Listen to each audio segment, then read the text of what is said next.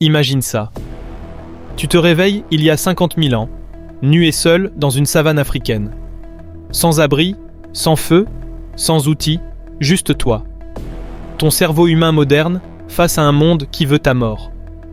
Pourrais-tu survivre ne serait-ce qu'un jour ? Chaque jour, des millions de personnes s'évadent en regardant des documentaires sur la nature, en faisant du camping ou en vivant des aventures en plein air, idéalisant la vie simple de nos ancêtres préhistoriques. Nous nous imaginons comme des chasseurs-cueilleurs robustes vivant de la terre, armés uniquement de notre ingéniosité. Mais la réalité de la vie au Paléolithique était bien plus brutale que n'importe quelle émission de télé-réalité. L'archéologie moderne révèle que nos ancêtres de l'âge de pierre affrontaient des défis qui nous écraseraient en quelques heures à peine. Le programme sur les origines humaines de l'Institut Smithsonian indique que nos prédécesseurs faisaient face à des environnements hostiles et étaient exposés aux maladies, aux blessures et aux prédateurs. Des découvertes récentes en 2024 montrent à quel point ces premiers humains devaient être sophistiqués pour survivre. La question n'est pas de savoir si tu es assez endurant. La vraie question est, notre cerveau et notre corps moderne pourraient-ils s'adapter assez vite avant que le monde paléolithique ne fasse une nouvelle victime ? Voyons ce qu'il faudrait vraiment. Ton premier défi ne serait pas de trouver de la nourriture ou de faire du feu. Ce serait simplement de rester en vie assez longtemps pour que ces préoccupations deviennent pertinentes. Les recherches sur les prédateurs évolutifs montrent que les hyènes tachetées chassent régulièrement les babouins et, dans certaines régions, des humains. L'hyène à face courte Picrauda, aujourd'hui éteinte, était de la taille d'un lion et avait une mâchoire capable d'engloutir entièrement la tête d'un hominidé. Chaque ombre, chaque buisson bruissant, chaque craquement de brindilles pourrait signifier la mort. Nos réponses anxieuses ont évolué spécifiquement parce que nos ancêtres avaient de grandes chances de se faire dévorer par des espèces plus grandes. Ton corps moderne, en réalité, jouerait contre toi. L'anthropologue aérien Clint Janulis, de l'université d'Oxford, explique que la plupart des chasseurs-cueilleurs actuels apprennent à suivre les pistes dès leur naissance et deviennent des observateurs aiguisés des nuances du comportement animal, que la majorité des gens, n'ayant pas été élevés ainsi, ignoreraient totalement. Alors que tu fixes l'horizon en plissant les yeux, essayant de deviner si cette forme est un rocher ou un lion, un humain paléolithique aurait déjà identifié la menace, évalué les routes d'évasion et commencé à se diriger vers un lieu sûr. Ta vie dépendrait de ta capacité à apprendre plus vite que jamais. Trouver un abri devient ta prochaine priorité désespérée. Les fouilles archéologiques révèlent que les chasseurs-cueilleurs préhistoriques utilisaient des abris naturels comme espace de vie. Les surplombs rocheux offraient un refuge contre le vent et la pluie, et les grottes étaient très prisées. Mais c'est là que les humains modernes font face à une ironie cruelle. Dans les climats très froids, certains construisaient des abris avec de la neige et de la glace, utilisant les os géants de mammouths laineux morts pour bâtir des structures. Sans des milliers d'années de savoir hérité, tu tenterais de réinventer l'architecture pendant que l'hypothermie s'insinuerait dans tes os.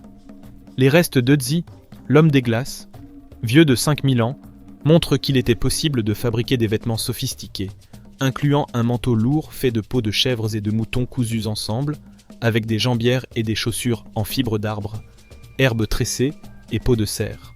Le problème, c'est que même un abri basique requiert des outils que tu n'as pas, des matériaux que tu ne peux pas identifier, et des techniques que nos ancêtres ont mis des millénaires à perfectionner.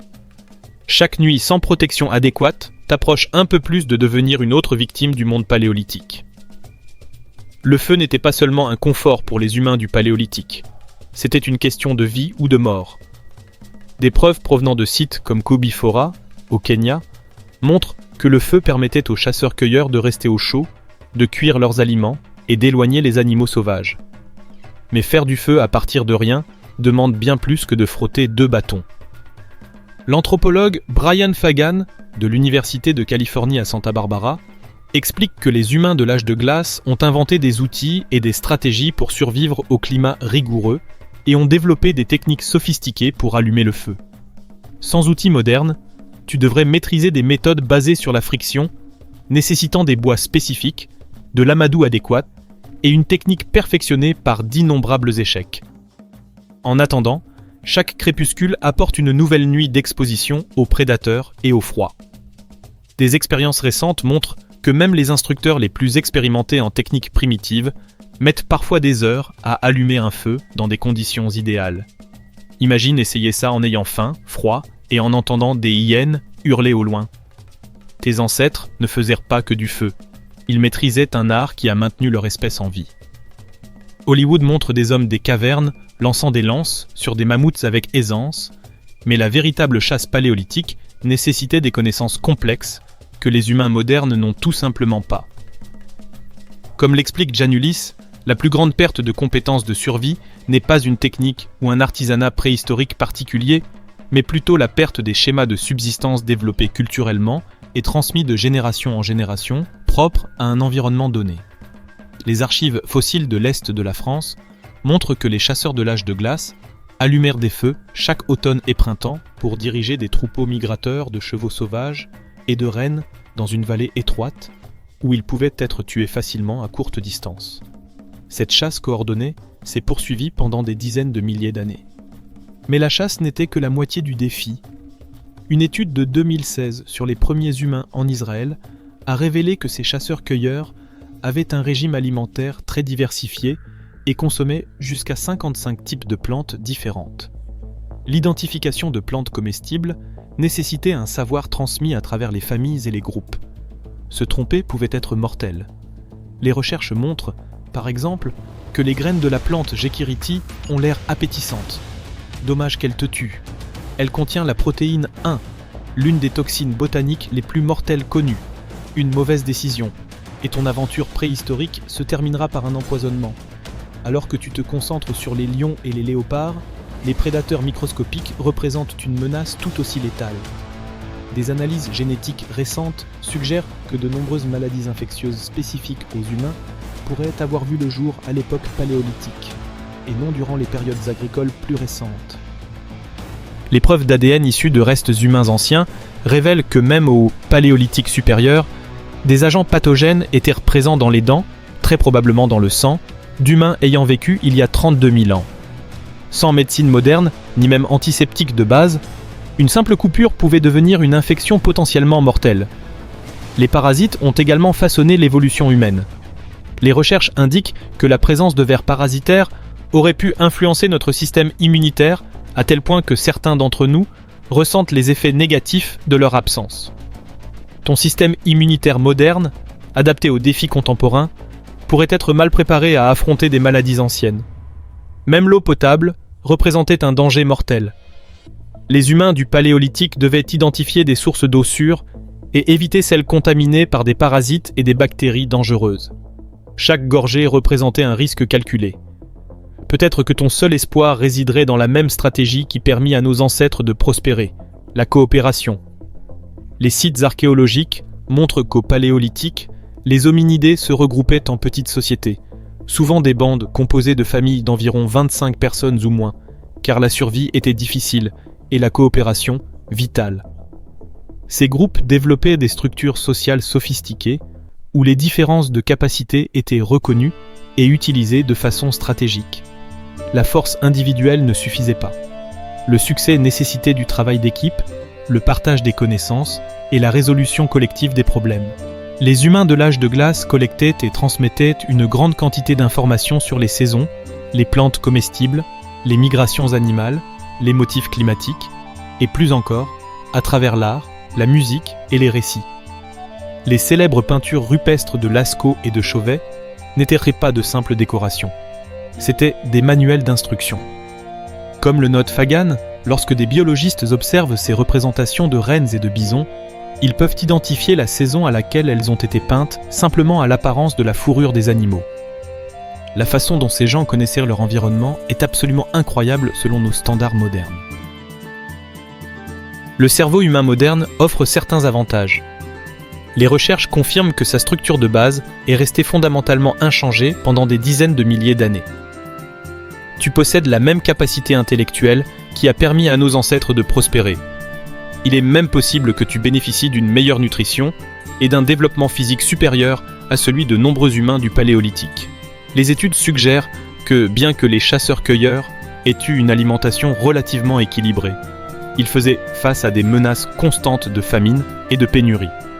Mais tes avantages pâlissent face à tes faiblesses. La vie moderne a éliminé les compétences d'observation, la conscience environnementale et la condition physique qui maintenaient nos ancêtres en vie.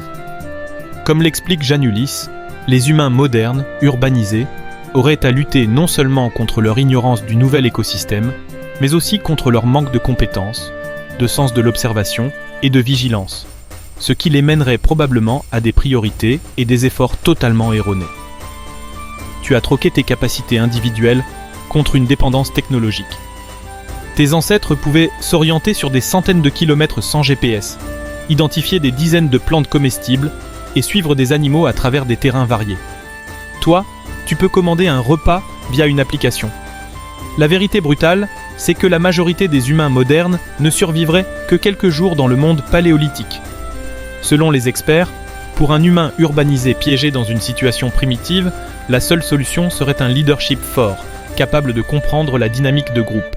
Ta meilleure chance serait de trouver un groupe existant de chasseurs-cueilleurs prêts à accueillir un nouveau venu désorienté.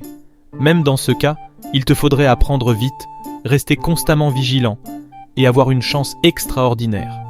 Le marge d'erreur dans le monde paléolithique était infime, mais c'est peut-être justement ce qui rend les accomplissements de nos ancêtres si remarquables. Les découvertes récentes continuent de révéler que les premiers humains ont atteint des environnements hostiles bien plus tôt qu'on ne le croyait, et ont développé des technologies sophistiquées leur permettant de prospérer dans des conditions qui nous seraient fatales. Ils ne se sont pas contentés de survivre. Ils ont innové, se sont adaptés et ont fini par conquérir tous les environnements de la Terre.